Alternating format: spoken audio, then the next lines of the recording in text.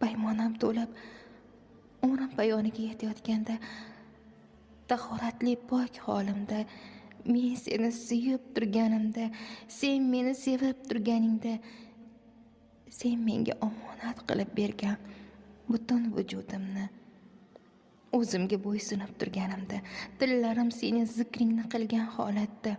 ko'zlarim kalomingni ko'rib turganida, oyoqlarim ilm majlislaridan uzilmagan vaqtlarida, peshonam sajdada turgan holatida, o'z qo'llarim bilan ehson qilib, o'zgalar omonati bo'lsa salomat bergan vaqtimda, oladigan omonatingni